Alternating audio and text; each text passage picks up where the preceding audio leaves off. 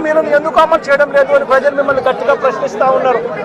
ఇలాంటి ప్రశ్నించే సమయంలో ప్రజల గొంతు వినపడకూడదు అని చెప్పి రాష్ట్ర వ్యాప్తంగా రెడ్ బుక్ పాలన మీరు సాగిస్తూ వైఎస్ఆర్సీపీకి సంబంధించిన వాళ్ళు లేదా మీ సూపర్ 6ను మీ సూపర్ 7ను ఎందుకు అమలు చేయడం లేదు అని చెప్పి అడుగుతా ఉన్న ప్రజలను మీరు దయా దాక్షిణ్యం లేకుండా ఈ రకంగా ప్రతి చోట కూడా పోలీసులను ఉపయోగించుకుంటూ ఎమ్మెల్యేలందరినీ కూడా హింసను ప్రోత్సహించండి అని చెప్పి వాళ్ళందరినీ కూడా ఉసగొలుపుతూ రాష్ట్ర వ్యాప్తంగా కూడా మీరు చేస్తూ ఉన్న ఈ దౌర్జన్య కాండ త్వరలోనే ప్రజలు చూస్తూ ఉన్నారు, దేవుడు చూస్తూ ఉన్నాడు.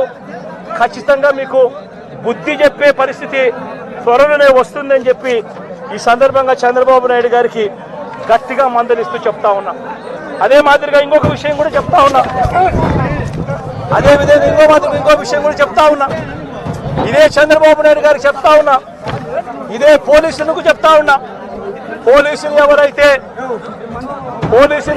చంద్రబాబు నాయుడు గారిని మెప్పు కోసం ఎవరైతే పోలీసులు చంద్రబాబు నాయుడు గారి మెప్పు కోసం ఎవరైతే వాళ్ళ టోపీ మీద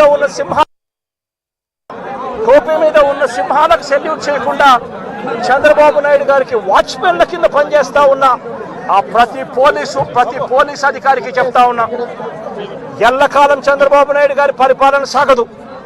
చంద్రబాబు నాయుడు గారి పరిపాలన వస్తుంది.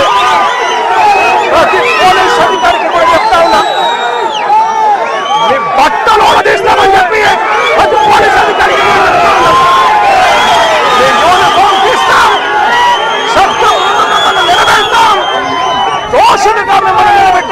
నిలబెట్టి మీ యూనిఫామ్ తీయించి మీకు ఉద్యోగాలు లేకుండా చేస్తామని కూడా ఈ సందర్భంగా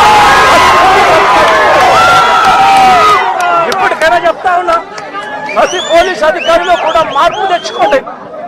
ఎల్లకాలం ఇదే పరిపాలన సాగదు.